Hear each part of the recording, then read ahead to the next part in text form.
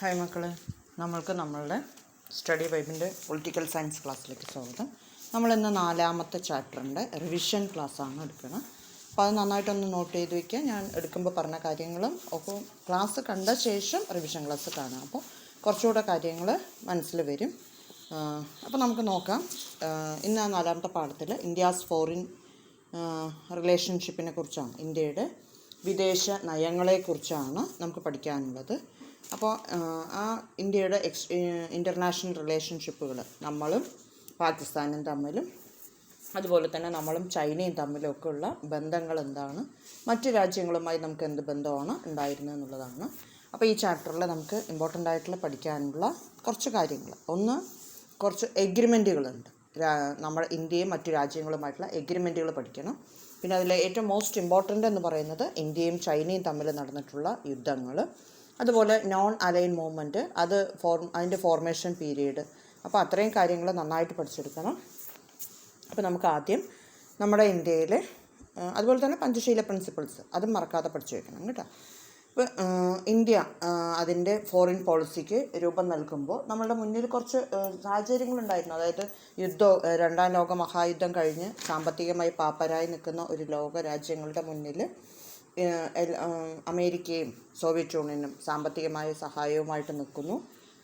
നമ്മൾ ആരുടെ കൂടെ ചേരുന്നുവോ അവരുടെ സാമ്പത്തിക നയങ്ങൾ നമ്മൾ പിന്തുടരണം എന്നൊരു കാര്യം നിൽക്കുമ്പോൾ സ്വാഭാവികമായും നമ്മൾ അടിമത്തത്തിലേക്ക് തന്നെ പോകും എന്ന് മനസ്സിലാക്കിയ ഇന്ത്യ അവർ രണ്ടുപേരുമായി സൗഹൃദം നിലനിർത്തിക്കൊണ്ട് തന്നെ എന്നാൽ രണ്ടുപേരുടെയും ഗ്രൂപ്പിൽ ചേരാതെയുള്ള ഒരു ഫോറിൻ പോളിസിയാണ് സ്വീകരിച്ചത്.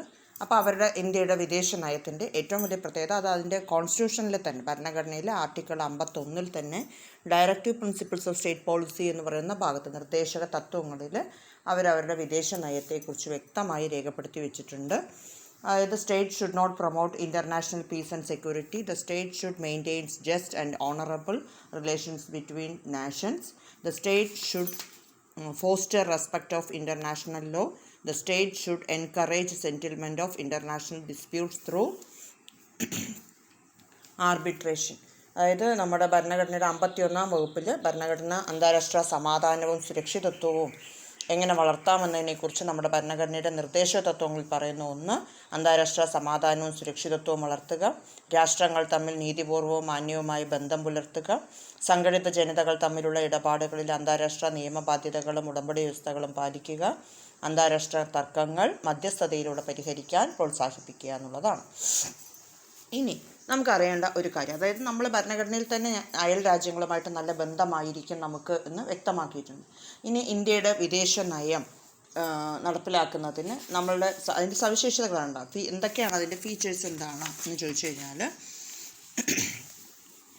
സവിശേഷതകൾ: ഒന്ന്, സാമ്രാജ്യത്വത്തോടും കൊളോണിയലിസത്തോടും വംശീയവാദത്തോടുമുള്ള കടുത്ത എതിർപ്പ്, വിദേശ സഹായത്തിന് ഊന്നൽ നൽകൽ, ഐക്യരാഷ്ട്രസഭയിലുള്ള വിശ്വാസം, സമാധാനപരമായ സഹവർത്തിത്വം, ചേരിചേരാ നയം. ഇതാണ് നമ്മുടെ ഇന്ത്യയുടെ വിദേശ നയം. 2 മാർക്കിനോ മറ്റോ ചോദിച്ചു കഴിഞ്ഞാൽ ഇത് ക്ലിയർ ആയിട്ടൊന്ന് നോട്ട് ചെയ്ത് വയ്ക്കാം.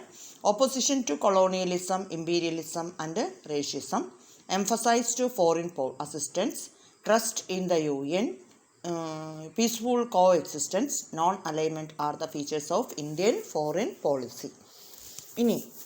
ഇതാണ് ഇന്ത്യയുടെ വിദേശ നയത്തിൻ്റെ സവിശേഷതകൾ. ഇനി നമുക്കറിയേണ്ടത് പോളിസി ഓഫ് നോൺ അലൈൻമെൻറ്റ്, അതായത് ചേരിചേരാ നയം നമ്മളെ വിദേശ നയത്തിൻ്റെ ഒരു സവിശേഷതയാണ് പറഞ്ഞത്. എന്തുകൊണ്ടാണ് അങ്ങനെ ഒരു പോളിസി നമ്മുടെ കയ്യിൽ ഉണ്ടായത് എന്ന് ചോദിച്ചാൽ, ഇന്ത്യയുടെ വിദേശ നയത്തിൻ്റെ ഏറ്റവും ഇമ്പോർട്ടൻ്റ് ആയിട്ടുള്ള ഒരു പോർഷനാണ് നമ്മുടെ നോൺ അലൈൻമെൻറ്റ് മൂവ്മെൻറ്റ് അല്ലെങ്കിൽ NAM, നാം അല്ലെങ്കിൽ ചേരിചേരാ നയം എന്ന് പറയുന്നത്. ഇങ്ങനെയൊരു സംഭവം രൂപം നൽകാൻ ഇന്ത്യക്ക് 2 ഫാക്ടേഴ്സ് ഉണ്ടായിരുന്നു, 2 കാരണങ്ങളുണ്ടായിരുന്നു. ഒന്ന്, കോളനികളിലെ സ്വാതന്ത്ര്യ സമര പ്രക്ഷോഭങ്ങളും മറ്റൊന്ന് ശീതസമരം, freedom struggle in the colonies and the cold war. അതായത് ഫ്രീഡം സ്ട്രഗിൾസ് എന്ന് പറയുമ്പോൾ ഇന്ത്യയുടെ സ്വാതന്ത്ര്യ സമര പ്രവർത്തന കാലത്ത് ലോകത്തിൻ്റെ പല രാജ്യങ്ങളുമായും ഇന്ത്യക്ക് ബന്ധം സ്ഥാപിച്ചിരുന്നു. അപ്പോൾ ആ ബന്ധം ഇന്ത്യക്ക് മനസ്സിലാക്കി തന്ന ഒരു കാരണവശാലും മറ്റു രാജ്യങ്ങളെ ആക്രമിക്കുകയോ കോളനികളാക്കുകയോ ചെയ്യരുത് എന്ന്. കാരണം ഇന്ത്യ, ഏഷ്യ, ആഫ്രിക്ക വൻകരകളിലെ മിക്ക രാജ്യങ്ങളുമായിട്ടും ബന്ധം സ്ഥാപിച്ചിരുന്നത്. സുഭാഷ് ചന്ദ്രബോസിനെ പോലെയുള്ള നാഷണൽ ലീഡേഴ്സ് ഈ കാലയളവിൽ പല രാജ്യങ്ങളുമായി നല്ല ബന്ധമൊക്കെ സ്ഥാപിച്ചിരുന്നു. നമ്മുടെ സ്വാതന്ത്ര്യ സമരത്തിൽ അവർ നന്നായി സപ്പോർട്ട് ചെയ്യുകയും ചെയ്തിരുന്നു. അതുകൊണ്ട് തന്നെ ഇന്ത്യ ആഗ്രഹിച്ചു ഒരു കാരണവശാലും യുദ്ധം വേണ്ട. Then next one cold war, ശീതസമരം എന്ന് പറയുന്നത് നമ്മൾ അമേരിക്കയുടെ കൂടെ വേണോ, അമേരിക്ക നൽകുന്ന സാമ്പത്തിക സഹായം സ്വീകരിക്കണോ, സോവിയറ്റ് യൂണിയൻ നൽകുന്ന സാമ്പത്തിക സഹായം സ്വീകരിക്കണോ എന്നതാണ്. ആര് നൽകുന്ന സാമ്പത്തിക സഹായം സ്വീകരിച്ചാലും ഇന്ത്യയുടെ മുന്നിൽ വരുന്ന ഒരു കാര്യം, നമ്മളിപ്പോൾ അമേരിക്കയുടെ സ്വീകരിച്ചാൽ സോവിയറ്റ് യൂണിയൻ്റെ ശത്രുവാകും, സോവിയറ്റ് യൂണിയൻ്റെ സ്വീകരിച്ചാൽ അമേരിക്കയുടെ ശത്രു. മാത്രമല്ല ആരുടെ കയ്യിൽ നിന്ന് പണം വാങ്ങുന്നു അവരുടെ ഒരു അടിമ രാജ്യം പോലെയാകും. അതുകൊണ്ട് ഇന്ത്യ ഒരു തീരുമാനം എടുക്കുന്നു, നമ്മൾ ആരുടെ സഹായവും സ്വീകരിക്കുന്നില്ല, ഒറ്റയ്ക്ക് നിൽക്കാമെന്ന് തന്നെ തീരുമാനിച്ചു. ഇനി നമ്മുടെ ഇന്ത്യയുടെ ഫസ്റ്റ് പ്രധാനമന്ത്രിയായിരുന്ന പ്രൈം മിനിസ്റ്റർ ആയിരുന്ന ജവഹർലാൽ നെഹ്റുവിന് നമ്മുടെ രാജ്യത്തിൻ്റെ വിദേശ നയത്തെക്കുറിച്ച് വ്യക്തമായിട്ടുള്ളൊരു ലക്ഷ്യമുണ്ടായിരുന്നു. അദ്ദേഹം പറഞ്ഞത് ഹിസ് പോളിസി ഹാഡ് 3 ഒബ്ജക്ട്സ്, 3 ലക്ഷ്യങ്ങളാണ് അദ്ദേഹത്തിൻ്റെ വിദേശ നയത്തിൽ ഉണ്ടായിരുന്നത്. ഒന്ന്, to preserve the hard earned sovereignty, to protect territorial ഇൻ്റർണിറ്റി, to promote rapid economic development. അതായത് കഷ്ടപ്പെട്ട് നേടിയെടുത്ത, കഠിനാധ്വാനത്തിലൂടെ നേടിയെടുത്ത പരമാധികാരം സംരക്ഷിക്കുക, അതുപോലെ തന്നെ ഭൂമിശാസ്ത്രപരമായ ടെറിട്ടോറിയൽ ഇൻ്റഗ്രിറ്റി എന്ന് പറഞ്ഞാൽ ഭൂമിശാസ്ത്രപരമായ ഐക്യം കാത്തു സൂക്ഷിക്കുക, പ്രൊമോട്ട് റാപ്പിഡ് എക്കണോമിക് ഡെവലപ്മെൻറ്റ് എന്ന് പറഞ്ഞാൽ വളരെ വേഗം സാമ്പത്തികമായ വികസനം കരസ്ഥമാക്കുക എന്നതായിരുന്നു കാര്യം. അപ്പോൾ ഈ 3 ലക്ഷ്യങ്ങൾ നേടിയെടുക്കാൻ വേണ്ടിയിട്ടാണ് ഇന്ത്യ സ്വാതന്ത്ര്യ സമര പ്രവർത്തനങ്ങൾക്ക് ശേഷം ചേരിചേരാ നയം മതി എന്ന് തീരുമാനിച്ചത്. ഇനി നമുക്കറിയേണ്ടത് അടുത്ത ഏറ്റവും ഇമ്പോർട്ടൻ്റ് ആയിട്ടുള്ള, അതുപോലെ നമ്മുടെ ഇന്ത്യയിലെ ചേരിചേരാ പ്രസ്ഥാനം രൂപം കൊള്ളുന്നതിന് വഴിയൊരുക്കിയ സാഹചര്യങ്ങളെക്കുറിച്ചാണ്. അതിലൊരു നമ്മുടെ ടെക്സ്റ്റ് ബുക്കിലൊരു 5 പോയിൻ്റുള്ളൊരു പോർഷൻ ഉണ്ട്. അതൊരു AB കോളം പോലെ, വർഷങ്ങളൊരു ഭാഗത്ത്, ഓർഗനൈസേഷൻ്റെ പേര് ഒരു ഭാഗത്ത്, അതിൻ്റെ എയിം എന്താണ് എന്നുള്ളതും കൂടി അതിൻ്റെ കൂടെ കൊടുത്തിട്ടുണ്ട്. അത് 3 ABC കോളം ആയിട്ട് വേണമെങ്കിൽ ചോദിക്കാം, AB കോളം ആയിട്ട് വേണമെങ്കിൽ ചോദിക്കാം. അതുകൊണ്ട് അത് വൃത്തിയായിട്ടൊന്ന് പഠിച്ചു വയ്ക്കാൻ മക്കൾ. 1947 ഏഷ്യൻ റിലേഷൻസ് കോൺഫറൻസ്, അത് മറക്കരുത്. ഏഷ്യൻ യൂണിറ്റി, അതായത് ഏഷ്യ വൻകരയുടെ ഐക്യം ലക്ഷ്യമാക്കി രൂപം കൊണ്ടതാണ് ഏഷ്യൻ റിലേഷൻസ് കോൺഫറൻസ്. മലയാളം മീഡിയംകാരും ഈ ഇംഗ്ലീഷ് വാക്ക് അത് അങ്ങനെ തന്നെ പഠിച്ചു വയ്ക്കുക, ഏഷ്യൻ റിലേഷൻസ് കോൺഫറൻസ് എന്ന് അതുപോലെ തന്നെ ചോദിക്കുള്ളൂ. പിന്നെ 1949 international conference support for freedom of Indonesia, ഇന്തോനേഷ്യയുടെ സ്വാതന്ത്ര്യത്തിന് വേണ്ടിയുള്ള പോരാട്ടത്തിന് സപ്പോർട്ട് നൽകാൻ വേണ്ടിയാണ് ഇൻ്റർനാഷണൽ കോൺഫറൻസ് എന്ന് പറയുന്നൊരു മീറ്റിംഗ് സംഘടിപ്പിച്ചത് 1949. 1955 Afro Asian conference, India sent the interest to newly independent Afro Asian nations. Asia വൻകരയിലെയും ആഫ്രിക്ക വൻകരയിലെയും പുതുതായി സ്വാതന്ത്ര്യം നേടിയ രാജ്യങ്ങളുടെ കൂട്ടായ്മ വിളിച്ചു കൂട്ടിക്കൊണ്ടുള്ള പരിപാടിയായിരുന്നു ആഫ്രോ ഏഷ്യൻ കോൺഫറൻസ്. അത് 1955. അടുത്തത് ഇതിൻ്റെ ഒരു ഡ്രാഫ്റ്റ് തയ്യാറാക്കാൻ വേണ്ടിയിട്ട്, അതായത് നോൺ അലൈൻ മൂവ്മെൻറ്റിൻ്റെ പേര് കൊടുത്ത് അതിനൊരു ഡ്രാഫ്റ്റൊക്കെ തയ്യാറാക്കാൻ വേണ്ടിയിട്ട് ഒരു ബ്രിയോൺ കോൺഫറൻസ് എന്ന് പറയുന്ന സംഭവം വിളിച്ചു കൂട്ടി. ബ്രിയോൺ കോൺഫറൻസിന് വന്നത് അതിൻ്റെ ഡോക്യുമെൻറ്റ്സുകളൊക്കെ കറക്റ്റ് ചെയ്യുക എന്നുള്ള ലക്ഷ്യമാണ്. 1956 അത് തയ്യാറായത്. അതിൻ്റെ ഫസ്റ്റ് മീറ്റിംഗ് എന്ന് പറയുന്നത് 1961 സെപ്റ്റംബറിലാണ്. നോൺ അലൈൻമെൻറ്റ് ബെൽഗ്രേഡ് എന്ന സ്ഥലത്ത് വെച്ചാണ് നടന്നത്. അപ്പോൾ അതൊരു വൺ വേർഡ് കൂടിയാണ്. എവിടെ വെച്ചാണ് അതിൻ്റെ ഫസ്റ്റ് കോൺഫറൻസ് വിളിച്ചു കൂട്ടിയത് ചോദിക്കും. ബെൽഗ്രേഡിൽ വെച്ചാണ് വിളിച്ചു കൂട്ടിയത്. അപ്പോൾ അത് മറക്കാതെ ആ 5 പഠിച്ചു വയ്ക്കുക. അതൊന്നൊരു one word question, sure question. ഒന്നുകിൽ AB കോളം അല്ലെങ്കിൽ വൺ വേർഡ് ക്വസ്റ്റ്യൻ. അതല്ലെങ്കിൽ 2 മാർക്കിന് ചോദിക്കും. ആ 2 മാർക്കിന് ചോദിക്കുമ്പോൾ അതങ്ങനെ ഒരു സെൻറ്റൻസ് പോലെ എഴുതി വന്നാൽ മതി കേട്ടോ. ഇനി നമുക്കറിയേണ്ടത് നമ്മുടെ ചൈനയുമായിട്ടുള്ള റിലേഷൻഷിപ്പ് എങ്ങനെയാണ് എന്നാണ്. അപ്പോൾ അതിന് മുമ്പ് അതിലൊരു കാര്യമുണ്ട്. ഇന്ത്യയും ചൈനയും തമ്മിൽ നല്ല റിലേഷൻഷിപ്പാണെന്ന് ബോധ്യപ്പെടുത്താനായിട്ട് അന്നത്തെ ഗവൺമെൻറ്റുകൾ തമ്മിൽ, ചൈന ഗവൺമെൻറ്റും ഇന്ത്യൻ ഗവൺമെൻറ്റും തമ്മിൽ ഒപ്പുവെച്ച ഒരു എഗ്രിമെൻ്റാണ് പഞ്ചശീല പ്രിൻസിപ്പിൾസ് എന്ന് പറയുക, പഞ്ചശീല തത്വങ്ങൾ. ആ 5 പോയിൻ്റ് പഠിച്ചു വയ്ക്കുക. ഒന്നുകിൽ 2 മാർക്കിൻ്റെ ക്വസ്റ്റ്യൻ ഉണ്ട്, അല്ലെങ്കിൽ ഇന്ത്യയും ചൈനയും തമ്മിലുള്ള റിലേഷൻഷിപ്പ് എഴുതുന്ന സമയത്ത് നമുക്കത് ആൻസറായിട്ട് എഴുതേണ്ടതാണ്. അപ്പോൾ പഞ്ചശീല പ്രിൻസിപ്പിൾസിൽ ഒപ്പുവെച്ചത് ആരാണ്, ഏതൊക്കെ രാജ്യങ്ങൾ തമ്മിലാണ് പഞ്ചശീല പ്രിൻസിപ്പിൾസ് ഒപ്പുവെച്ചതെന്ന് ചോദിക്കും. അങ്ങനെ എന്ത് ചോദ്യം ചോദിച്ചാലും ഈ ഉത്തരങ്ങളിൽ അത് ആൻസർ ഉണ്ട്.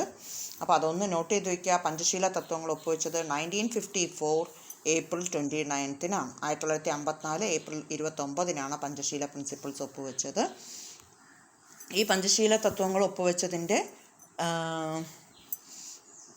നേതാക്കന്മാരെന്ന് പറയുന്നത് ഇന്ത്യൻ പ്രധാനമന്ത്രിയായിരുന്ന ജവഹർലാൽ നെഹ്റുവും ചൈനയുടെ പ്രധാനമന്ത്രിയായിരുന്ന ചൗവൻലായും ചേർന്നാണ് ഈ എഗ്രിമെൻറ്റ് സൈൻ ചെയ്തിരിക്കുന്നത്.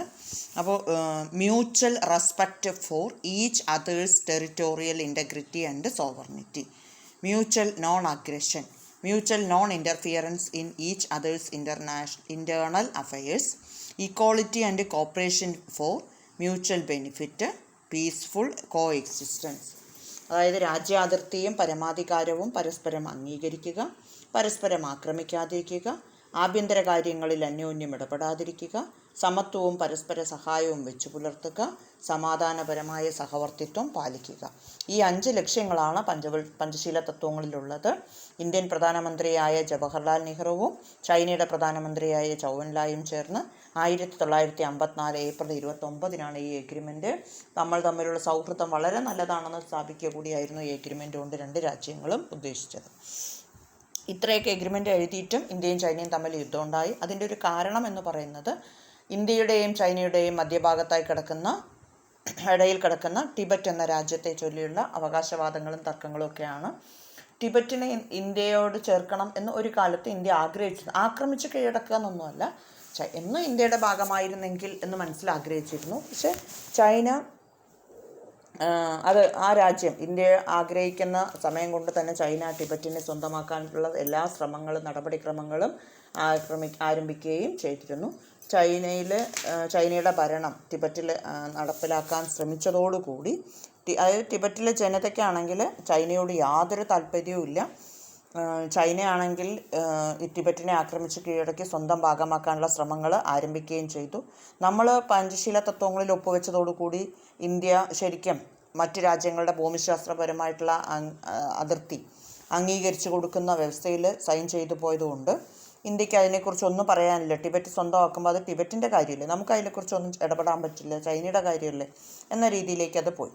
പക്ഷേ 1956 ചൈനയുടെ പ്രധാനമന്ത്രി ഇന്ത്യയിലേക്ക് എത്തിയപ്പോൾ സ്വാഭാവികമായിട്ടും ടിബറ്റിലെ ആത്മീയ നേതാവായ നമ്മുടെ ദലൈലാമ, അത് കാണാതെ പഠിച്ചു വയ്ക്കുള്ളൂ, ടിബറ്റിലെ ആത്മീയ നേതാവിൻ്റെ പേര്, സ്പിരിച്വൽ ലീഡറിൻ്റെ പേരെന്താണ് ചോദിക്കും, ദലൈലാമ എന്ന് പറയുന്നതാണ്. അദ്ദേഹം ഇന്ത്യയിൽ എത്തിക്കഴിഞ്ഞതോടുകൂടി ഒരു തീരുമാനമായി. സ്വാഭാവികമായിട്ടും അധികം വൈകാതെ ടിബറ്റ് ഇങ്ങനെ പോവുകയാണെങ്കിൽ അവിടെ ഒരു പ്രശ്നം ഉണ്ടാകും, ആഭ്യന്തര കലാപം ഉണ്ടാകും, ചൈനയുടെ പിടിയിൽ നിന്നും എത്രയും പെട്ടെന്ന് ടിബറ്റിനെ ഒന്ന് രക്ഷിച്ചു തരൂ എന്ന മട്ടിലാണ് ആത്മീയ നേതാവ് ഇന്ത്യയോട് സഹായം ആവശ്യപ്പെട്ടത്. അപ്പോൾ ടിബറ്റിൻ്റെ കാര്യങ്ങളൊക്കെ നമുക്ക് ഇന്ത്യക്ക് ടിബറ്റിനോട് ഒരു താല്പര്യം ഉണ്ടായിരുന്നു എന്ന് വെച്ച് കഴിഞ്ഞാൽ നല്ല അയൽ രാജ്യം, നമുക്ക് സൗഹൃദ ബന്ധം ഇതൊക്കെ ആഗ്രഹിച്ചിരുന്ന ഇന്ത്യക്ക് ടിബറ്റിനോട് മോശമായി പെരുമാറുന്ന ചൈനയെ പരസ്യമായിട്ട് എതിർക്കാനോ അല്ലെങ്കിൽ ശക്തമായി എതിർക്കാനോ സാധ്യമല്ലായിരുന്നു. എങ്കിലും നല്ല രീതിയിലായിരിക്കണം ടിബറ്റിനോട് ചൈന പെരുമാറേണ്ടതെന്ന് സൂചിപ്പിക്കാൻ ഇന്ത്യ ശ്രമിച്ചു.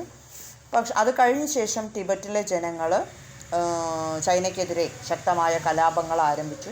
അപ്പോൾ ചൈനയുടെ മേലുള്ള ഈ കലാപത്തിന് ടിബറ്റ് ഒരുങ്ങിത്തിരിച്ചത് ഇന്ത്യയുടെ പൂർണ്ണമായ സപ്പോർട്ട് ഉള്ളത് കൊണ്ടാണെന്നും അതുകൊണ്ട് തന്നെ ടിബറ്റിൻ്റെ ഈ കലാപത്തിൻ്റെ കാരണക്കാരൻ എന്ന് പറയുന്നത് ചൈനയാണെന്നും ഇന്ത്യയാണെന്നും ചൈന അഭിപ്രായപ്പെടുകയും ചെയ്തു. അപ്പോൾ ആ കലാപത്തിൻ്റെ കാരണക്കാർ ഇന്ത്യ ആയതുകൊണ്ട് ഇന്ത്യയെ ശത്രുവായി കണ്ട ചൈന 1962 ആർക്കെതിരെ ആക്രമണ പരമ്പര ആരംഭിക്കുന്നു, ഇന്ത്യക്കെതിരെ ആക്രമണ പരമ്പര ആരംഭിക്കുകയും ചെയ്തു.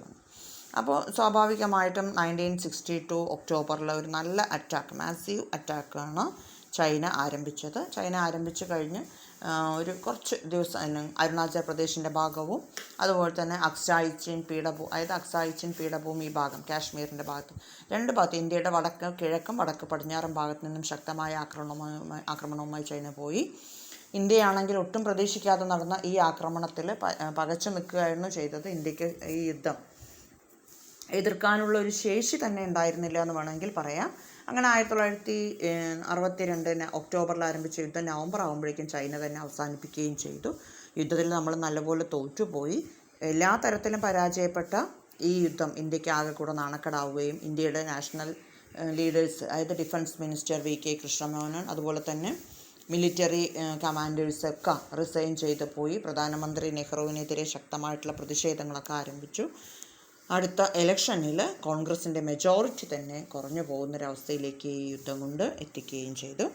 ഇനി നമ്മുടെ ആഭ്യന്തരപരമായ കാര്യങ്ങൾ നോക്കുകയാണെങ്കിൽ ഇന്ത്യയിലെ കമ്മ്യൂണിസ്റ്റ് പാർട്ടി 2 ഗ്രൂപ്പായി, CPI എന്നും CPIM എന്നുമുള്ള 2 പേരുകളിൽ അത് അറിയപ്പെട്ടു. ചൈനയെ സപ്പോർട്ട് ചെയ്യുന്നവർ CPIM എന്നും സോവിയറ്റ് യൂണിയനെ സപ്പോർട്ട് ചെയ്യുന്നവർ CPI എന്ന പേരിലും അറിയപ്പെടുകയും ചെയ്തു. ഇനി നമുക്ക് അറിയേണ്ടത് ഇതിന് ശേഷം നമ്മൾ ഇന്ത്യയും തമ്മിൽ എപ്പോൾ ബന്ധം സ്ഥാപിച്ചെടുത്തു ചോദിച്ചാൽ 1962 അവസാനിപ്പിച്ച ബന്ധം പിന്നീട് 1974 വാജ്പേയിയും പിന്നീട് രാജീവ് ഗാന്ധിയൊക്കെയാണ് ഈ ബന്ധം കുറച്ചുകൂടി മെച്ചപ്പെട്ടതാക്കി മാറ്റിയിട്ടുള്ളത്. ഇനി നമുക്ക് ഇന്ത്യയും പാകിസ്ഥാനും ഇന്ത്യയും ബംഗ്ലാദേശും തമ്മിലുള്ള പോരാട്ടം എന്താണെന്ന് നോക്കിയാൽ, ഇന്ത്യയും പാകിസ്ഥാനും തമ്മിലുള്ളത് 1947 മുതൽ തുടങ്ങി വെച്ച കലാപമാണ്. ഈ കലാപത്തിൻ്റെ പ്രധാനപ്പെട്ട കാരണം എന്ന് പറയുന്നത് 1965 നമ്മുടെ രാജ്യം, അതായത് ഇന്ത്യയും ചൈനയും തമ്മിലുള്ള യുദ്ധം കുറച്ചുകൂടി പരോക്ഷമായി അല്ലെങ്കിൽ പ്രത്യക്ഷമായി ശക്തമായി ആരംഭിക്കുകയും ചെയ്തു. അങ്ങനെ ശക്തമായിട്ട് ഈ കലാപം ആരംഭിക്കുന്നതിന് കാരണം പാകിസ്ഥാൻ പട്ടാളം നമ്മളെ ഇന്ത്യയുടെ പടിഞ്ഞാറ് ഭാഗത്തുള്ള ഗുജറാത്തിലെ റാൻ ഓഫ് കച്ച് എന്ന് പറയുന്ന പ്രദേശം ആക്രമിച്ച് കീഴടക്കി. അതിനുശേഷം അവർ ഇന്ത്യയുടെ വടക്കു ഭാഗത്തേക്ക് തിരിയുകയും ജമ്മു കാശ്മീരിൻ്റെ ഭാഗങ്ങളൊക്കെ അവർ ആക്രമിച്ച് കീഴടക്കാൻ ശ്രമിക്കുകയും ചെയ്തു. അന്ന് ഇന്ത്യയുടെ പ്രധാനമന്ത്രിയായിരുന്ന ലാൽ ബഹദൂർ ശാസ്ത്രി നേരെ റാൻ ഓഫ് കച്ചിലേക്ക് തൻ്റെ പട്ടാളത്തെ നിയോഗിക്കുകയും ആ പട്ടാളം കാശ്മീരിനെ ആക്രമിച്ചിരുന്ന പാകിസ്ഥാൻകാരെ പരാജയപ്പെടുത്തുകയും കാശ്മീരിനെതിരെയുള്ള ആ പോരാട്ടത്തിൽ ഇന്ത്യക്ക് വിജയം നേടിയെടുക്കാൻ സാധിക്കുകയും ചെയ്തു. അതിൽ ഇന്ത്യ നടത്തിയ വിജയത്തിനെ തുടർന്ന് ഇന്ത്യയും ചൈനയും തമ്മിൽ ഒരു എഗ്രിമെൻ്റ് ഉണ്ടാക്കുന്നതിന് വേണ്ടിയിട്ട് സോവിയറ്റ് യൂണിയൻ്റെ ഇന്ത്യയും പാകിസ്ഥാനും തമ്മിൽ നടന്ന ഈ പോരാട്ടത്തിൽ ഇന്ത്യക്ക് വിജയം ലഭിച്ചു. പക്ഷെ നമ്മൾ സാമ്പത്തികമായിട്ട് ഒരുപാട് പരാജയപ്പെട്ടു കഴിഞ്ഞു. പാകിസ്ഥാനെ നമ്മൾ നന്നായിട്ട് തോൽപ്പിച്ചെങ്കിലും നമ്മൾക്ക് സാമ്പത്തികമായിട്ട് ഒരു വല്ലാത്ത പ്രതിസന്ധിയാണ് അത് ഉണ്ടാക്കിയത്. എന്തായാലും ഒരു കോംപ്രമൈസ് ചർച്ചയ്ക്ക് വേണ്ടി UNO ഇടപെടുകയും സോവിയറ്റ് യൂണിയനെ ഇടയിൽ നിർത്തുകയും ചെയ്തു. സോവിയറ്റ് യൂണിയനിലെ താഷ്കൻഡ് എന്ന സ്ഥലത്ത് ജനറൽ അയൂബ് ഖാൻ എന്ന് പറയുന്ന പാകിസ്ഥാൻ ഭരണാധികാരിയും ലാൽ ബഹദൂർ ശാസ്ത്രി എന്ന ഇന്ത്യൻ പ്രധാനമന്ത്രിയും കൂടി ഒരു കരാർ ഒപ്പിട്ടു. ആ എഗ്രിമെൻ്റ് താഷ്കൻഡ് എഗ്രിമെൻ്റ് എന്ന പേരിൽ അറിയപ്പെടുന്നു. അപ്പോൾ താഷ്കൻഡ് എഗ്രിമെൻ്റ് പഠിച്ചു വയ്ക്കുക, എപ്പോഴാണെന്ന് പഠിച്ചു വയ്ക്കുക, ആരൊക്കെ തമ്മിലാണെന്നും പഠിച്ചു വയ്ക്കുക. ഇന്ത്യയുടെ പ്രതിനിധി ജവഹർലാൽ നെഹ്റുവും അതുപോലെ തന്നെ പാകിസ്ഥാൻ്റെ പ്രതിനിധി എന്ന് പറയുന്നത് ജനറൽ അയൂബ് ഖാനുമാണ്. ഇനി ബംഗ്ലാദേശിൻ്റെ യുദ്ധം എന്താണെന്ന് വെച്ചാൽ 1971 കിഴക്കൻ പാകിസ്ഥാനും പടിഞ്ഞാറൻ പാകിസ്ഥാനും തമ്മിൽ നടന്നിട്ടുള്ള ചെറിയ അഭിപ്രായ വ്യത്യാസങ്ങളും പോരാട്ടങ്ങളുമാണ് ഇന്ത്യയെ ആ യുദ്ധത്തിലേക്ക് വഴിതിരിച്ചത്. അവർക്കിടയിലുണ്ടായിരുന്ന 2 പാകിസ്ഥാനികൾക്കിടയിലുണ്ടായിരുന്ന പ്രശ്നങ്ങൾക്കൊടുവിൽ കിഴക്കൻ പാകിസ്ഥാനിൽ നിന്നും ഈസ്റ്റ് പാകിസ്ഥാനിൽ നിന്നും 80 ലക്ഷം വരുന്ന ജനങ്ങൾ ഇന്ത്യയിൽ കുടിയേറി പാർത്തു. അപ്പോൾ ഇന്ത്യക്ക് അത് ഉൾക്കൊള്ളാൻ പറ്റാത്ത വിധം സാമ്പത്തിക ബാധ്യത പ്രശ്നങ്ങൾ ഉണ്ടാക്കുന്നു മനസ്സിലായപ്പോൾ ഇന്ത്യ ഗവൺമെൻറ് ഒരു തീരുമാനമെടുത്തു. എത്രയും പെട്ടെന്ന് കിഴക്കൻ പാകിസ്ഥാൻ ആക്രമിച്ച് സ്വന്തമാക്കണം എന്ന് പറഞ്ഞാൽ ഭരിക്കണം എന്നുള്ള ആഗ്രഹമൊന്നുമില്ല. അത് പാകിസ്ഥാൻ്റെ പിടിയിൽ നിന്നും ആ പ്രദേശത്തെ മോചിപ്പിച്ചെടുക്കുക. അതിനുവേണ്ടി ശക്തമായ ഒരു ആക്രമണം നടത്തി. ആ ആക്രമണത്തിൽ ഇന്ത്യ വിജയിച്ചു. അതിനെ തുടർന്ന് പടിഞ്ഞാറൻ പാകിസ്ഥാനുമായിട്ട് ഒരു അഭിപ്രായ വ്യത്യാസം സ്ട്രോങ് ആയിട്ടുണ്ടായി. ആ അഭിപ്രായ വ്യത്യാസം പറഞ്ഞ് പരിഹരിക്കാൻ വേണ്ടിയിട്ട് സിംല കരാർ എന്ന പേരിൽ 1972 ഇന്ത്യയുടെ പ്രധാനമന്ത്രിയായിരുന്ന ഇന്ദിരാഗാന്ധിയും പാകിസ്ഥാൻ്റെ ഭരണാധികാരിയായിരുന്ന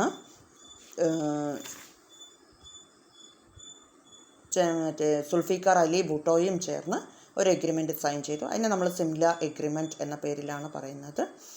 അപ്പോൾ ഇന്ത്യയും പാകിസ്ഥാനും തമ്മിൽ ഈസ്റ്റ് പാകിസ്ഥാനും തമ്മിൽ യുദ്ധം ഉണ്ടാകുന്നു. ആ യുദ്ധത്തിൽ ഇന്ത്യ വിജയിക്കുകയും ചെയ്യുന്നു. അപ്പോൾ ഇതിൻ്റെ ഇടയിൽ നമ്മൾ 2 വൺ വേർഡ് കൂടി പഠിച്ചെടുക്കണം ഈ ടോപ്പിക്കിൽ. അതായത് ഇന്ത്യക്ക് പാകിസ്ഥാനും ഇന്ത്യയുടെ 2 ഭാഗത്തായി കിടക്കുന്ന പാകിസ്ഥാന്മാർ തമ്മിൽ കിഴക്കൻ പാകിസ്ഥാനും ഈസ്റ്റ് പാകിസ്ഥാനും വെസ്റ്റ് പാകിസ്ഥാനും കിഴക്കും പടിഞ്ഞാറും പാകിസ്ഥാൻ തമ്മിൽ തർക്കം എന്ന് പറഞ്ഞു. അപ്പോൾ അതിൽ ഈസ്റ്റ് പാകിസ്ഥാൻ്റെ ഭരണാധികാരി എന്നല്ല, അവിടുത്തെ പാർട്ടി എന്ന് പറയുന്നത്, അവിടെ ഭരിച്ചിരുന്ന പാർട്ടി എന്ന് പറയുന്നത് അവാമി ലീഗാണ്. അതിൻ്റെ നേതാവ് എന്ന് പറയുന്നത് ഷെയ്ഖ് മുജീബ് റഹ്മാനാണ്. അവരുടെ പാർട്ടിയുടെ പേര് അവാമി ലീഗ്. ഇനി നമ്മൾ വെസ്റ്റ് പാകിസ്ഥാനിലേക്ക് പോയി കഴിഞ്ഞാൽ അവിടെ പാകിസ്ഥാൻ പീപ്പിൾസ് പാർട്ടിയാണ്. അവിടുത്തെ ഭരണാധികാരി എന്ന് പറയുന്ന ആൾ സുൽഫിക്കർ അലി ഭൂട്ടോ എന്ന് പറയുന്ന വ്യക്തിയാണ്. അപ്പോൾ മറക്കരുത് പാർട്ടികളുടെ പേരും കാര്യങ്ങളും. പിന്നെ നമ്മുടെ ഇന്ത്യയുടെ ന്യൂക്ലിയർ പോളിസിയെക്കുറിച്ചാണ്. ഹോമി ജെ ബാബയാണ് ഇന്ത്യയുടെ ന്യൂക്ലിയർ പോളിസികൾക്ക് ഒരു ഔട്ട്ലൈൻ ക്രാഫ്റ്റ് നൽകിയത്. സമാധാനപരമായ ആവശ്യങ്ങൾ, പീസ്ഫുൾ വർക്കിനൊപ്പം മാത്രമാണ് നമ്മൾ ആണവ നയങ്ങൾ ഉപയോഗിക്കുക എന്ന് തീരുമാനിച്ചിരുന്നു നെഹ്റു. സമാധാനപരമായ ആവശ്യങ്ങൾക്ക് മാത്രമേ ഉപയോഗിക്കുള്ളൂ, ഇന്ത്യ ഒരിക്കലും ആദ്യം ഉപയോഗിക്കുകയില്ല തുടങ്ങിയ കാര്യങ്ങളൊക്കെ ആണവ നയത്തിൽ പറഞ്ഞിരുന്നു. കാരണം നമ്മുടെ ഇന്ത്യയിൽ അണുബോംബ് ഉണ്ടാക്കാനുള്ള നടപടിക്രമങ്ങൾ ആരംഭിച്ചപ്പോൾ 1964 അതിനുള്ള ഒരുക്കങ്ങളൊക്കെ ഹോമി ജെ ബാബയും നെഹ്റുവും ഒക്കെ ആരംഭിച്ച ഒരു കാലഘട്ടത്തിൽ ലോകരാജ്യങ്ങൾ ഭയന്നു. എല്ലാവരും ബോംബ് ഉണ്ടാക്കിയാൽ ശരിയാവില്ല, ന്യൂക്ലിയർ ബോംബ് ഉണ്ടാക്കിയാൽ ശരിയാവില്ല എന്ന് പറഞ്ഞിട്ട് അങ്ങനെ ഇന്ത്യയുടെ ന്യൂക്ലിയർ പോളിസിക്ക് രൂപം നൽകുമ്പോൾ തന്നെ നമുക്ക് ഒരു പ്രശ്നവും മുന്നിലുണ്ടായിരുന്നു. ലോകരാജ്യങ്ങൾ ഭയക്കുന്ന പോലെ അവരുടെ പ്രതീക്ഷ അനുസരിച്ച് CTBT NPT കരാറുകളിൽ എത്രയും പെട്ടെന്ന് ലോകരാജ്യങ്ങളെല്ലാം സൈൻ ചെയ്യണം. അതായത് ഇനി മേലിൽ ആരും ആയുധങ്ങൾ ഉണ്ടാക്കരുത്, കൈവശം വിൽക്കരുത്, വിൽക്കരുത് എന്നൊക്കെയുള്ളതാണ് ആ എഗ്രിമെൻ്റ്. അപ്പോൾ അത് ഇന്ത്യയുടെ പ്രതിനിധിയായിരുന്ന ആൾക്കാരുടെ അടുത്തും അതുകൊണ്ട് കൊടുത്തു. സ്വാഭാവികമായിട്ടും ഇന്ത്യ ഒരു തീരുമാനം എടുത്തു, ആ എഗ്രിമെൻറ്റിൽ സൈൻ ചെയ്യാൻ പറ്റില്ല, ഞങ്ങളുടെ കയ്യിലാണ് ബോംബുകൾ ഉണ്ടാകും, പക്ഷെ ഞങ്ങൾ ഒരിക്കലും ഫസ്റ്റ് അത് യൂസ് ചെയ്യില്ല എന്നൊക്കെ പറഞ്ഞു. പക്ഷേ വിദേശ രാജ്യങ്ങൾ എന്തൊക്കെ പറയുന്നുണ്ടെങ്കിലും അണുബോംബ് ഉണ്ടാക്കുന്ന കാര്യങ്ങളൊക്കെ പറഞ്ഞാലും ഇന്ത്യ തീരുമാനിച്ചത് നമ്മൾ കൺട്രോളോടുകൂടിയേ അണുബോംബുകൾ ഉപയോഗിക്കുള്ളൂ, നമ്മൾക്കെതിരെ ആരെങ്കിലും ഉപയോഗിച്ചാൽ മാത്രമേ നമ്മൾ തിരിച്ചങ്ങോട്ട് ഉപയോഗിക്കുള്ളൂ എന്നൊക്കെയുള്ള നയങ്ങളുമായിട്ട് ഇന്ത്യ പോകുന്നു. സ്വാഭാവികമായും നമ്മൾ 2 തവണ ആണവ പരീക്ഷണം നടത്തുന്നുണ്ട്. അപ്പോൾ ആ ന്യൂക്ലിയർ എക്സ്പ്ലോഷൻസിൻ്റെ പേര് മറക്കാതെ പഠിച്ചു വയ്ക്കണം. അതൊക്കെ തന്നെയാണ് വിദേശികളെ ചൈനയെ പോലുള്ള രാജ്യങ്ങളെയൊക്കെ ഭയന്നത്. അപ്പോൾ ഇന്ത്യക്ക് പറയാനുണ്ടായിരുന്നത് ഒരു കാര്യം മാത്രമേ ഉള്ളൂ. UNOയുടെ സെക്യൂരിറ്റി കൗൺസിൽ മെമ്പേഴ്സായ 5 രാജ്യങ്ങളുടെ കയ്യിലും, അതായത് America, Britain, China, France, USSR ഈ 5 രാജ്യങ്ങളുടെ കയ്യിലും അണുബോംബുകൾ ഉണ്ടെങ്കിൽ, പ്രത്യേകിച്ച് ചൈനയുടെ കയ്യിലുണ്ടെങ്കിൽ നമ്മളെ കാര്യം സേഫ്റ്റി അല്ലല്ലോ, അപ്പോൾ നമ്മളെന്തായാലും അണുബോംബ് ഉണ്ടാക്കാം, നമ്മളൊരിക്കലും ഫസ്റ്റ് യൂസ് ചെയ്യില്ല എന്നൊക്കെ പറഞ്ഞിട്ട് നമ്മൾ 2 തവണ അതിൻ്റെ എക്സ്പ്ലോഷൻ നടത്തുകയുണ്ടായി. അതായത് പരീക്ഷണം നടത്തിയതാണ്. ഒന്ന് ഓപ്പറേഷൻ ബുദ്ധ എന്ന പേരിൽ രാജസ്ഥാനിലെ പൊക്രാൻ എന്ന സ്ഥലത്ത്, മറ്റൊന്ന് ഓപ്പറേഷൻ ശക്തി എന്ന പേരിൽ അതും രാജസ്ഥാനിലെ പൊക്രാൻ എന്ന സ്ഥലത്ത് തന്നെയാണ്. അപ്പോൾ ഈ 2 വെപ്പൺസും ന്യൂക്ലിയർ വെപ്പൺസും നമ്മൾ ആരെയും ഭീഷണിപ്പെടുത്താനോ അല്ലെങ്കിൽ ആരെയും പേടിപ്പെടുത്താനോ വേണ്ടിയൊന്നുമല്ല നമ്മൾ യൂസ് ചെയ്തത്. അത് നമ്മുടെ രാജ്യത്തിൻ്റെ ശക്തി എത്ര വലുതാണ് എന്ന് തെളിയിക്കാൻ മാത്രം അതുകൊണ്ട് ഉദ്ദേശം ഉണ്ടായിരുന്നുള്ളൂ. അപ്പോൾ ഈ 2 കാര്യങ്ങൾ നിങ്ങളൊന്ന് പഠിച്ചെടുക്കുക, നന്നായിട്ട് മനസ്സിലാക്കിയെടുക്കുക. എന്തെങ്കിലും ഒരു ഡൗട്ട് നിങ്ങളുടെ മനസ്സിൽ തോന്നുകയാണെങ്കിൽ കമൻറ്റ് ബോക്സിൽ ആ ഡൗട്ട് ഒന്ന് ക്ലിയർ ചെയ്യാനായിട്ട് ആവശ്യപ്പെട്ടോളൂ. ഉറപ്പായിട്ടും അത് പറഞ്ഞുതരാം.